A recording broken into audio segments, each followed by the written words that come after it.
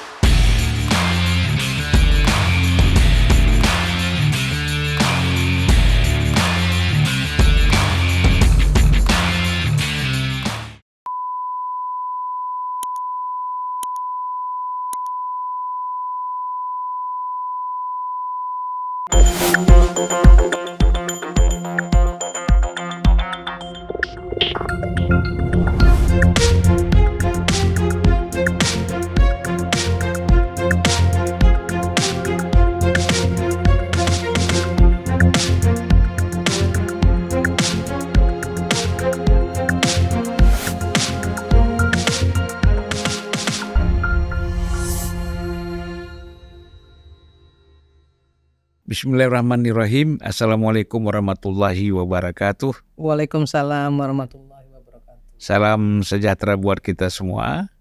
Salam juga untuk seluruh para penonton Unpacking Indonesia dimanapun berada. Selamat datang Kakak Irma Suryani Chaniago. Wah, inilah. Salam, Bang. Anggota DPR sudah 3 periode ya. Sudah 3 periode, periode yang ketiga ya. Alhamdulillah. Luar biasa perjuangan ya. Berat. Rezeki Allah, Bang. Ya, memang berat. Kalau orang politisi itu memang pertama dia harus menjadi anggota DPR, bukan menjadi anggota DPR-nya. Perjuangannya untuk menjadi anggota DPR itu yang paling berat ya. Karena harus turun ke seluruh daerah, konstituen. Kemarin kalau di Sumatera Selatan berapa kabupaten? 11, Bang. 11 kabupaten. 11 kabupaten. Waduh, berapa dapil di sana ya? 2 ya. Luar biasa, 11 kabupaten harus turun semua ya. Dan itu nggak mudah.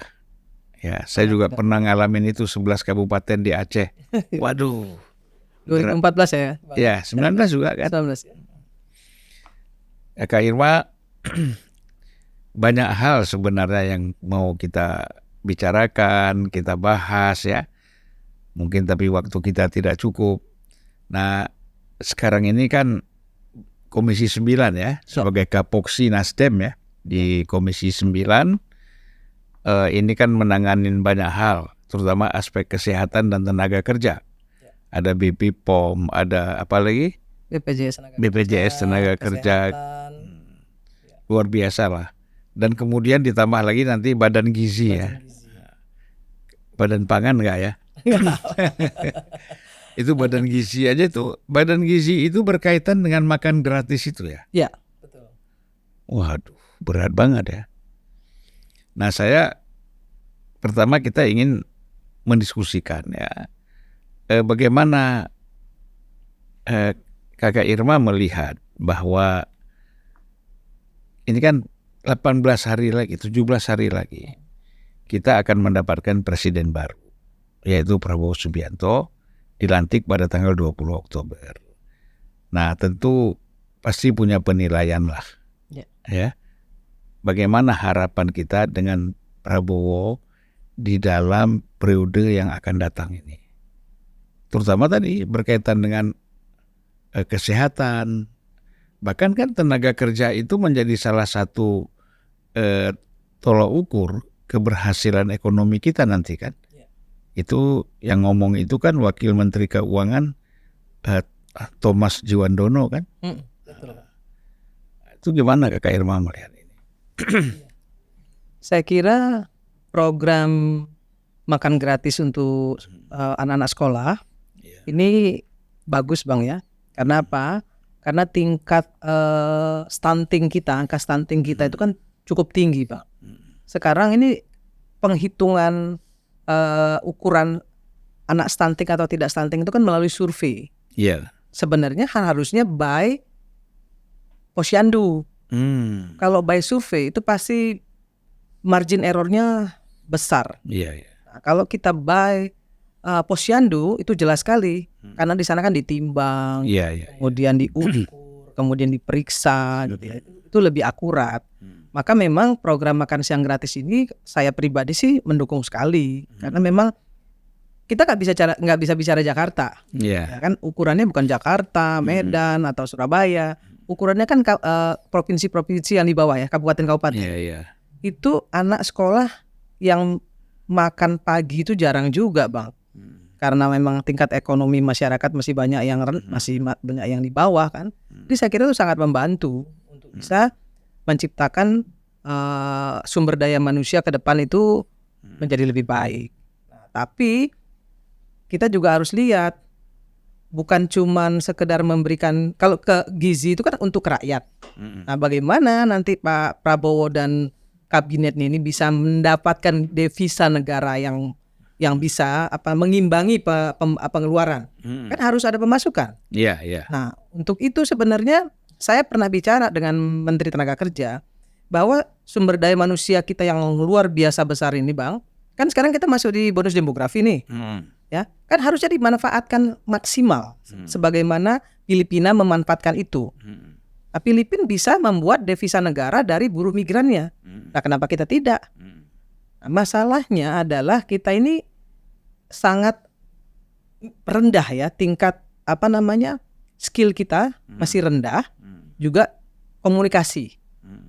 Saya menyampaikan kepada Menteri Tenaga Kerja Bang, kita ini harus bikin pendidikan vokasi yang banyak di BLK terutama yang sesuai dengan permintaan pasar.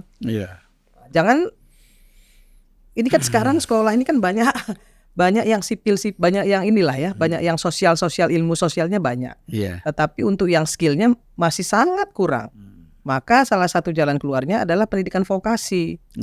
Nah, pendidikan vokasi itulah yang diminati oleh pasar tenaga kerja domestik maupun luar negeri. Nah, kalau itu bisa gitu ya dimaksimalkan oleh pemerintahan Pak Prabowo Gibran ini, saya kira kita nggak begitu kesulitan untuk mendapatkan devisa negara. Gitu. Pemasukan yang luar biasa seperti Filipina. Itu salah satu jalan keluarnya. Dan sektor kesehatan gimana? Kesehatan di bawah Pak Budi Gunadi Sadikin ya, yang menurut saya salah satu menteri kesehatan yang pola pikirnya out of the box ya, saya kira bagus. Sudah banyak yang diperbaiki oleh beliau, tapi memang belum cukup. Terutama soal keterpenuhan dokter ya, kemudian yang kedua terkait dengan alat-alat kesehatan di seluruh rumah sakit pemerintah terutama. Nah, itu sekarang itu sedang dibenahi oleh beliau. Nah, saya sih berharap nanti ke depan Menteri Kesehatannya ya harus seperti beliau pola pikirnya. Tapi katanya isunya dia mau jadi Menteri Keuangan lagi. Gitu ya Pak? Iya. Aduh. Sayang kalau gitu. Minimal Menteri Kesehatannya punya pola pikir seperti dia gitu Bang. Kalau itu yang tapi kan kalau dia udah sukses kan harusnya dilanjutkan aja ya. Harusnya, kalau menurut saya sih beliau bagus ya. Karena selama ini kan kita tahu ya banyak permasalahan di kesehatan terutama di rumah sakit, kedokteran, seperti kemarin ada bullying, kemudian ada perundungan. Di tangan Pak Budi ini diselesaikan gitu. Dibuka. Supaya apa? Supaya rumah sakit kita, kedokteran kita memang betul-betul untuk melayani masyarakat gitu. supaya benar-benar yang namanya akses pelayanan kesehatan masyarakat itu terpenuhi gitu. Dan itu dibuka, nggak boleh lagi ada yang seperti itu karena kita butuh dokter banyak. Iya, iya. Nah kalau PPDS-nya aja otaknya sudah pragmatis, ya ngerundung, membaljing, junior-juniornya kan otomatis nanti begitu udah jadi dokter kan isi kepalanya duit aja nih Bang ya. Jadi nilai-nilai kemanusiaannya nggak terbangun gitu. Nah itu yang mau dibenerin Pak Menteri. Nah, kalau kita dengar apa yang disampaikan oleh Kakak Irma ya, bahwa sebenarnya kan baik dari sisi tenaga kerja ataupun sisi kesehatan, ini kan ada keberhasilan kan, ada perkembangan kan, bukan tidak ada. Tetapi orang-orang yang sibuk di luar yang selalu protes, ya kan, seolah-olah ini pemerintah nggak ada kerjanya apa-apa, nggak ada hasilnya apa-apa, ya kan? Ini bagi orang-orang seperti ini, Kakak Irma apa sarannya nih?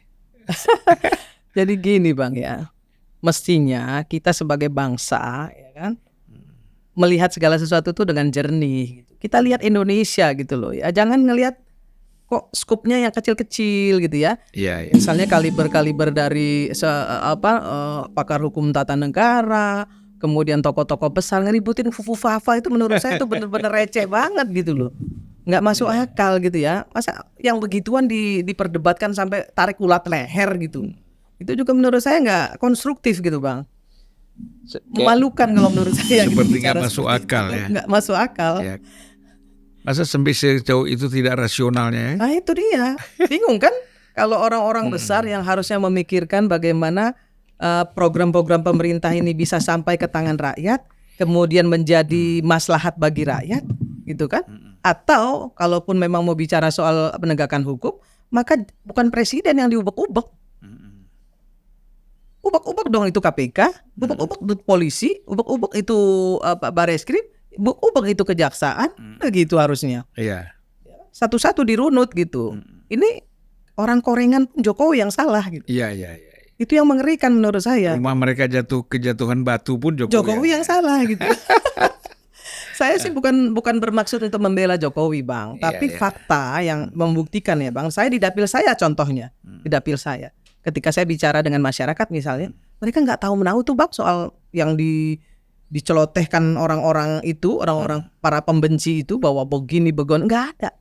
Mereka bilang bahwa Pak Jokowi membangun Indonesia dengan sangat baik. Itu yang terjadi di bawah. Iya. Maka saya selalu bilang, coba deh kita belajar untuk bicara clear. Kalau bagus bilang bagus, kalau nggak bagus kita kritisi. Jangan seperti presiden akal sesat yang semuanya salah, semuanya jelek, semuanya nggak bagus, semuanya bodoh, semuanya dungu. Cuman dia sendiri yang pinter. Pernah nggak sih berpikir kalau di atas langit itu ada langit? Nah ini saya selalu bilang itu loh, ini sesat pikir jadinya. Parah nih, masyarakat diadu dengan masyarakat, kemudian masyarakat dihadap-hadapkan dengan pemerintah. Menurut saya ini nggak konstruktif sekali. Ya, dan tampaknya juga tidak akan berhasil upaya-upaya seperti itu kan. Jadi harusnya kan kalau kita bicaranya dengan akal sehat, kita melihat bahwa itu targetnya kan udah jelas tuh. Ya kan Jokowi dulu, nanti Prabowo kan berkaitan dengan Gibran. Ya. Jadi agenda-agenda segini udah kebaca. Ya kan? Kalau agenda sudah terbaca, lebih bagus mereka nggak usah kerja lagi. Gak usah lakukan lagi, betul nggak kayaknya? Ya kan kita bisa lihat ya, Prabowo nggak terganggu gitu ya. Karena saya melihat Prabowo ini seorang negarawan yang pantas jadi presiden menurut saya.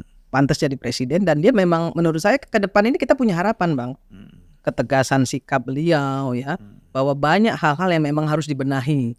Dan banyak juga hal-hal yang sudah dilakukan Pak Jokowi baik itu disampaikan Pak Prabowo ini baik dan saya akan lanjutkan. Itu kan luar biasa sebenarnya.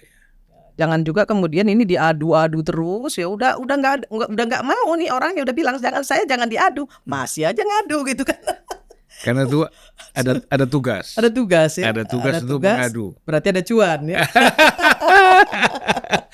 Antara tugas dan cuan itu udah seiring ya. Jadi memang agak repot juga. Repot banget. Jadi pokoknya harus walaupun sebenarnya tidak benar harus dilaksanakan. Nah, ini bahaya ya. Jadi kalau sikap kawan-kawan di DPR dengan gerakan-gerakan kawan-kawan ini apa sih, ada pengaruhnya nggak ya? Kalau di DPR saya kira enggak ya. Enggak ya. Karena kita bicaranya program pemerintah rata-rata. Contohnya di komisi saya, gitu. Kita nggak pernah tuh bicarain presiden akal sesat, terus kemudian si A, si B nggak pernah kita bicara. Buang waktu ya. Buang waktu. Iya. Jadi kita bicara soal bagaimana program ini nyampe ke tangan masyarakat, kita kawal ya baik distribusinya maupun anggarannya. Dan itu kami lakukan secara bersama-sama.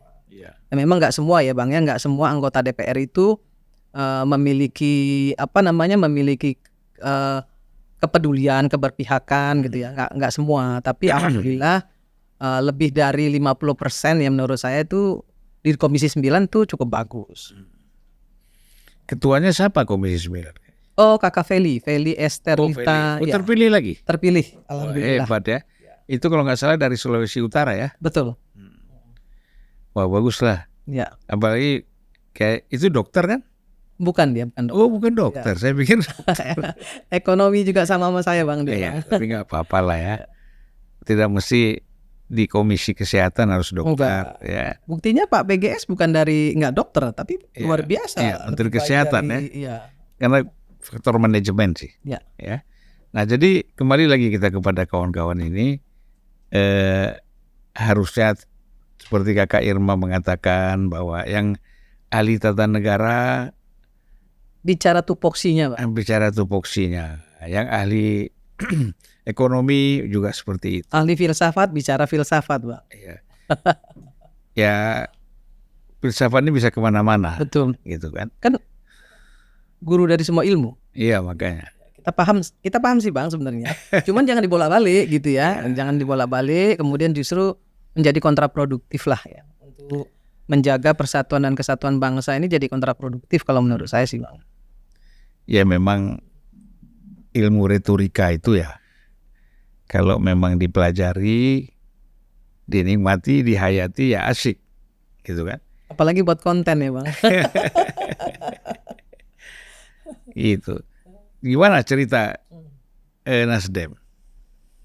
Nasdem alhamdulillah kita masih menempati posisi keempat dari sekarang dari 7 ya Bang, Iya, dari iya. 7. Dan alhamdulillah juga target 30% perempuan juga terpenuhi. Oh, terpenuhi ya? Terpenuhi. Cuman kemarin berkurang karena ada yang maju jadi Oki terpilih lagi ya? Oki gak ikut? Oki nggak terpilih. Tapi Sayang. ikut pileg juga? Ikut, tapi tidak terpilih. Dapil mana dia? DKI Jakarta. Oh, Berat. Berat DKI. Ya. Jakarta Selatan lagi. Jakarta Pusat kalau nggak salah. Oh, pusat. Ya, pusat luar selatan. negeri yang ada luar negeri. Pusat ya. selatan luar negeri. Oh iya. Berat Bang itu. Pertarungannya sedang Masinton sama Eriko aja yang udah Kalah kawakan dari Menteri Tenaga Kerja Bu Ida Fauziah. tapi kan kata isunya bukan kalah gitu, kalah dari Pak Jokowi. Semuanya kan kalau PDIP kalah ini karena gara-gara Jokowi. Enggak lah Bang. Intinya Nasdem ya, Nasdem ini kan bisa dibilang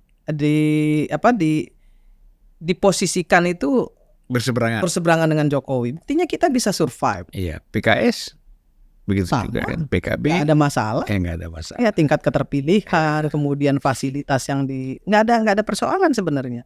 Ya kalau pileg sih sangat bergantung kepada calegnya ya. Caleg, ketokohan. Ketokohan caleg dan cara kerjanya ya, menghadapi konstituen itu seperti apa, itu saya kira sangat tergantung di situ.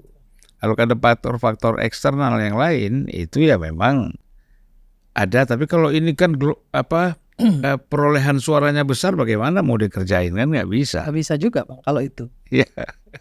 Nggak masuk. Jadi kalau kita lihat perkembangan politik sekarang, ya ada upaya-upaya. Ini kan sekarang yang mau digoreng ini Jokowi, ya Jokowi dan orang-orangnya kan itu saja dari dulu. Yang kita sering kumpul, saya juga beberapa kali ikut kumpul ya, saya dengerin gitu. Tapi memang ini karakter juga sih ya. Satu, kedua ada kemungkinan juga karena pernah dapat posisi bagus, kemudian posisi itu lepas, nah, jadi kecewa kan? Ya. Kebanyakan begitu sih. Kebanyakan Orang nggak bisa menerima tidak bisa menerima keadaan. hanya saya selalu bilang, Bang, saya salah satu pendiri Partai Nasdem kan, Bang, sama Bang Zulfan juga kan kita. Ya kalau misalnya Partai Nasdem suatu hari mungkin saya nggak nyaman di Partai Nasdem, mungkin saya akan pensiun, Bang. Itu apa saya ribut-ribut? Iya. Itu apa saya bicara hal-hal yang menurut saya nggak konstruktif untuk saya, ya saya pensiun aja, Bang. Nggak perlu juga gitu, karena saya juga kecuali saya dizalimin gitu ya, Bang, itu beda ya. Mungkin orang ada kayak seperti Bang Zulfan kemarin misalnya seperti itu ya, tiba-tiba ya dipecat seperti itu gitu ya. Terus kemudian Bang Zulfan ya melakukan pembelaan lah ya, klarifikasi dan lain sebagainya. Menurut saya itu nggak masalah ya, karena kan itu hak pribadi. Tapi kalau saya berpikirnya nggak seperti itu. Saya nggak mungkin keluar dari partai ini kemudian pindah ke tempat lain gitu. Saya nggak seperti itu, Bang. Kalaupun saya harus keluar, pensiun. Itu aja, Bang. Kan saya abang yang didik. Ya nanti podcast bersama-sama di sini aja keluar. Siap. Ruangan podcast kita kan banyak. Iya. Iya kan? Kakak Irma sebagai tokoh perempuan DPR RI yang juga sudah cukup dikenal, ya. Saya kira tidak ada kesulitan lah, ya. Insya Allah. Nah, tidak ada kesulitan. Dan yang paling penting orang kan bisa menghargai apa yang dikerjakan oleh siapapun ya dalam satu partai itu. Kalau tidak ada saling bisa menghargai, bermain-main dengan kekuasaan, saya kira agak berat. Iya kan? Tapi alhamdulillah ya, Bang, dengan posisi keempat sekarang, kemudian Alek perempuannya juga banyak. Ya. Mudah-mudahan ada banyak ya, dan satu lagi kebaikan. Dapat posisi wakil ketua DPR RI. Betul. Wakil ketua DPR RI, wakil ketua MPR itu Nasdem dapat. Ya. Alhamdulillah. Luar biasa kan? Luar biasa. Baru 2 kali ikut pemilu ya? Enggak. Ya, ketiga kali kan? Itu nggak gampang itu. Nggak gampang. Partai lain kalau udah gitu ada yang nggak lolos ya. Kita bisa lihat lah Demokrat kan di ketiga di periode kedua ketiga ya sudah langsung turunnya jauh. Kita kan Nasdem kan step by stepnya justru naik. Iya. Ya, asal 2024 nih, 2029 nggak buat kesalahan lagi ya. Insya Allah. Kan ada pelajaran di sana ya. Kan Bang Surya kan pasti tahulah ya apa yang harus beliau lakukan ke depan seperti apa gitu ya. Dengan usia beliau yang sekarang ya, suasana kebatinan beliau sekarang 73 ya. 73. Di 2029 jadi sekitar 79. Insya Allah masih sehat lah. Iya. 78. Ya orang sekarang sih 78 masih muda sebenarnya. Sehat banget. Apalagi Bang Surya kan menjaga kesehatannya juga bagus. Kemudian pola makan beliau juga bagus. Ya. Saya kira masih sehat lah nanti. Ya pola makan, pola kesehatan, tapi pola pikir juga. Pola pikir harus dijaga juga ya. Kalau nggak bahaya. Orang banyak pola hidup, ya kan? Tapi pola pikir nggak dipikirkan. Nah ini bahaya kalau pola pikir kita lemah. Insya Allah pola pikirnya tetap sehat. Iya. Jadi Kakak Irma dalam melihat kelompok-kelompok yang dikatakan oposan ini resah juga ya. Saya kan juga TikToker ya Bang ya. Oh iya, ya saya suka nonton di TikTok. TikTok saya itu sekarang udah sekitar ada 6 bulan ya. 6 bulan itu sudah 35 ribuan ya. 35 ribuan. Followersnya. 35 ribuan. Kemudian yang like itu sudah lebih dari 300 dan sampai kalau yang kemarin TikTok saya yang kemarin yang soal bola itu sampai 1,1 juta Iya. yang like. Cuma TikTok itu Alhamdulillah. nggak ada monetisnya ya. Iya. Tapi nggak Di apa-apa. situ sering saya jawab sih Bang. Saya sering memberikan pelurusan. Misalnya contoh soal bahwa Pancasila itu bukan ideologi negara, misalnya, atau ada yang menyebut bahwa Madinah dan Mekah itu bukan negara Islam gitu kan. Nah, itu saya lurusin. Saya beritahu ke publik bahwa Mekah dan Madinah itu adalah bagian dari Arab Saudi, dan Arab Saudi itu adalah negara Islam. Gimana bisa kalau Mekah dan Madinah bukan negara Islam, sedangkan orang non Muslim aja nggak bisa masuk ke situ, namanya tanah haram. Iya. Jadi orang yang nggak ngerti Islam jangan ngomong, misalnya seperti itu. Itu saya lurusin tuh Bang. Saya lurusin di TikTok ya. Kemudian saya meluruskan juga misalnya hal-hal seperti apa yang harusnya yang diperdebatkan di podcast ataupun di TV-TV gitu ya. Nggak cuman fufu fafa misalnya kan. Coba soal tenaga kerja, lapangan pekerjaan. Misalnya mau ngomongin pasir laut lah gitu ya, mau ngomongin korupsi di tambang lah dan lain. Oke aja menurut saya nggak ada masalah. Tapi nggak usah, jangan fufu fafa gitu loh. Ini menurut saya ngelihatnya kok Ya kan nggak edu gitu ya Bang. Itu kan yang dianggap seksi gitu loh. Kan tapi- padahal Aduh, itu kan seperti cerita fiktif juga. Ya. Cerita fiktif yang kemudian artinya seperti, ya, saya tidak mengatakan itu fiktif, seperti cerita fiktif kan. Artinya hal-hal seperti ini kan bisa terjadi terhadap siapapun. Katakanlah itu benar. Kapan dia menyebutkan itu? Ya kan? Ketika Pak Jokowi dengan Pak Prabowo masih saling bersaing. Ya logik aja kan? Saling katakanlah mengkritik. Tetapi kan setelah itu semuanya selesai. makanya saya bilang kan nggak edu saya Bang, ya, nggak educated gitu loh Bang. Iya. Untuk orang-orang sekelas itu Iya. bicarain itu menurut saya nggak sama sekali nggak, memalukan diri sendiri menurut saya. Nah sekarang saya cuma pengen tahu nih mereka ini ke depan ini setelah Prabowo jadi presiden berani nggak begitu? Berani nggak ngata-ngatain Pak Prabowo sama seperti mereka ngata-ngatain Jokowi? Kan Pak Jokowi selama ini dikatain apa aja nggak pernah respon, ya kan? Iya. Saya pernah tanya, kok nggak pernah respon Pak? Dikata-katain sama presiden akal sesat itu kan? Dia bilang untuk apa? Nggak penting juga untuk ngerespon gitu. Iya, percuma. Jadi menurut saya ya orang ini nggak penting bagi Pak Jokowi gitu loh. Jangan kan Jokowi kita aja nggak penting. Iya, makanya mungkin emosi kali ya, nggak pernah digubris gitu sama Pak Jokowi, makin menjadi-jadi gitu. Mungkin kepengen direspon ya gitu. kepengen diundang ke istana. Mungkin gitu. Kalau diundang Tapi ke nggak diundang-undang kan, orang dilirik aja enggak, direspon aja enggak. Gitu. Saya pernah tanya Pak. Saya pernah ketemu sama beliau, saya tanya kan kenapa sih nggak direspon gitu, nggak perlu. Yang kita perlu itu adalah bagaimana caranya agar Indonesia ini ke depan jauh lebih baik. Iya. Itu sih Bang. Sedih juga kita. Sedih ngelihatnya. Sebenarnya kan gitu. itu kawan-kawan kita semua, ya. Bung Refli, terus siapa? Abraham Samad. Saya terus terang kalau di situ itu yang paling saya ini Pak Din Samsudin ya.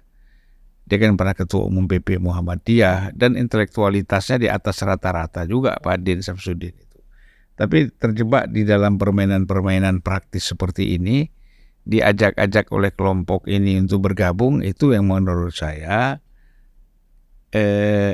kasihan. Ya, gitu. udah tua ya Pak. Iya.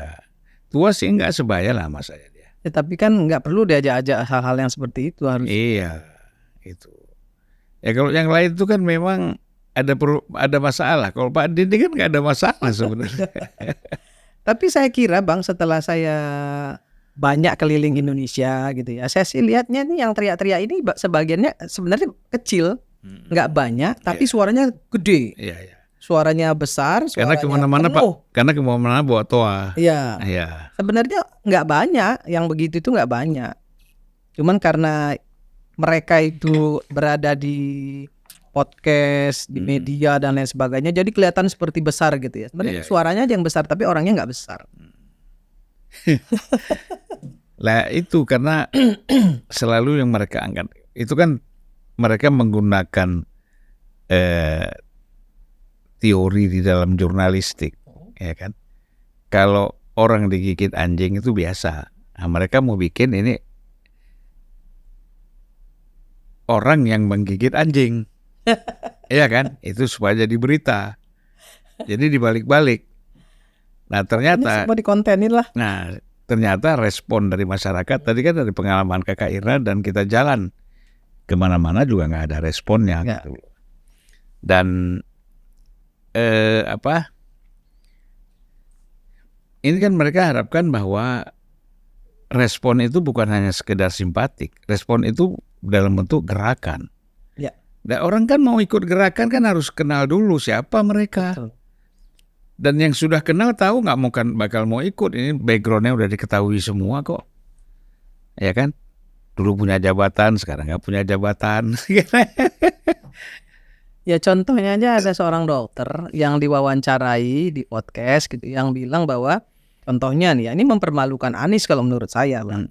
Bahwa Anies itu diperlukan oleh PBB, bakal diminta menjadi sekjen PBB dan dia nggak level lah kalau cuma sekedar presiden gitu kan. Kemudian bilang juga bahwa Anies itu dibutuhkan oleh dunia karena untuk mengamankan perang dunia ketiga. Itu kan hal-hal yang bodoh menurut saya. Sangat bodoh. Sangat bodoh. Tapi kok bisa gitu ya misalnya seorang Bambang Wijoyanto gitu mewawancarai orang itu kemudian bicara seperti itu tuh gimana gitu. Ya itu. Refli Harun juga ikut-ikutan mewawancarai misalnya kan untuk hal-hal yang begitu. Menurut saya kan Refli ini anak muda yang harusnya ya menurut saya nih karena saya kenal baik dengan beliau, menurut saya ini anak sebenarnya dibutuhkan oleh negara ini gitu untuk membangun negara ini dengan kecerdasannya. Dia kan profesor Bang, masih muda. Gitu ya. Tapi katanya belum profesor. Saya nggak tahu, kan suka disebut profesor. Katanya belum. Oh belum ya Bang ya. Saya kira sorry. Minta ini. Saya kira untuk seorang Refli gitu ya. Iya kakak, sorry ya. Saya kira Indonesia butuh beliau lah gitu ya. Dia untuk bisa ikut membangun bangsa ini ke depan. Betul. Jangan justru terbawa-bawa dengan orang-orang yang seperti ini. Saya sih terus terang menyayangkan gitu. Karena saya tahu itulah Refli, Din Samsudin cerdas kan? gitu. Cerdas dia. Iya. Ya oleh karena itu kita mengharapkan bahwa setiap orang itu kan harus mempunyai sikap yang jelas gitu loh. Jangan bermain di dalam pragmatisme. Kalau nggak suka, kemudian ada peluang kita manfaatkan untuk meningkatkan tensinya, gitu kan? Ya tadilah misalnya Anies diminta jadi sekjen PBB, logikanya nggak ada, ya kan? Apalagi bilang bahwa Gibran nggak akan dilantik, yang akan dilantik tuh Anies bersama Prabowo. Duh, lucu lagi kan? Bukan sama Puan lagi, sama Anies. Itu aduh. Dan ya itu yang hostnya ngundang orang kayak begini nih gimana ya? Saya nggak tahu apa sih yang dipikirin Iya. Itu host yang seperti itu. Ya itu hak mereka lah mengundang orang. Hak sih. Tapi kalau ngomongnya nggak masuk akal sama sekali kan mempermalukan podcastnya juga Bang. Kelihatan sekali abal-abalnya gitu yang ngundang orang-orang yang menurut saya kualitasnya nggak bisa dikedepankan gitu ya. Iya. Dan ya, buat mereka itu mungkin yang paling penting setiap orang yang nggak suka sama Jokowi silakan untuk menghujat. Emang hobi kayaknya. Iya. Itulah Kakak Irwa. Ada acara lagi ya habis ini? Alhamdulillah habis kemarin dari sidang MPR. Sehari ini sudah nggak ada lagi. Sudah ditetapkan pimpinan DPR sudah ditetapkan, MPR sudah ditetapkan, kemudian DPD juga sudah. Belum ada agenda lagi nih Bang sampai tanggal 20. Karena nanti kan setelah tanggal 20 kan AKD mulai ditetapkan. Jadi kalau ketua DPR sudah definitif. Sudah. Tidak ada perubahan MKD ya? Nggak ada. Baguslah. Artinya riuh rendah. Ya, riuh keributan-keributan ini. Saya ngelihat si Puan Bang, Ibu Puan menurut saya sih konstruktif ya. Saya juga belajar melihat bagaimana Bang Taufik sebelumnya kan. Saya lihat Mbak Puan sudah banyak sekali mulai mengikuti pola pikirnya Bang Taufik gitu kan. Itu juga konstruktif sekali gitu ya. Membuat banyak gebrakan-gebrakan yang saya lihat itu justru menguntungkan PDIP sebenarnya Pak Puan ya. Untuk dengan sikapnya yang elegan seperti itu. Menurut saya itu bagus. Ya ini kan bisa mengkonsolidasi kekuatan-kekuatan yang ada di DPR ya, dan di partai politik. Itu kan bukan kerja mudah. Itu kan memang harus ada keterampilan, kekhususan juga.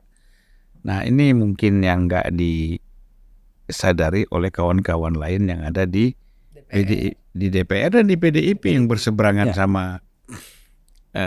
sama Puan ya. Kakak Irma, kita hampir 40 menit nih ngobrol. Kalau ada closing statement-nya?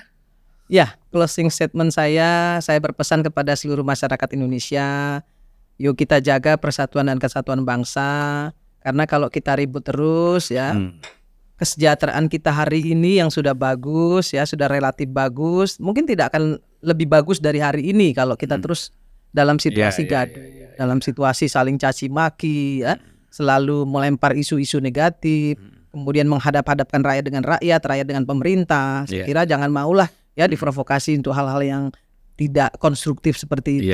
Dan saya yakin kok masyarakat juga nggak peduli dengan segala hiruk pikuk yang selalu disampaikan oleh oknum-oknum ini. Cuman sekali lagi kepada masyarakat Indonesia, kita dukung pemerintahan Pak Prabowo Gibran ini karena saya yakin Pak Prabowo Gibran ini akan membawa Indonesia ke depan menjadi lebih baik lagi. Fondasi yang sudah diletakkan Pak Jokowi sudah bagus dan tentu akan dibuat oleh Pak Prabowo akan lebih bagus lagi. Saya yakin nggak mungkin dia lebih turun dari apa yang dilakukan Pak Jokowi. Saya kira itu Bang. Terima kasih Kakak Irma Chaniago ya. Jadi kita ngobrol-ngobrol walaupun tidak sampai 1 jam, tapi banyak sekali yang sudah kita obrolkan dan semoga apa yang kita sampaikan ini bermanfaat. Pertama adalah untuk membangun kesadaran dan kesatuan bangsa kita di dalam kita menuju ke depan di bawah kepemimpinan presiden yang baru nanti yaitu Prabowo dan Gibran. Oke Kakak Irma, terima kasih. Assalamualaikum warahmatullahi wabarakatuh. Waalaikumsalam warahmatullahi wabarakatuh. Aduh.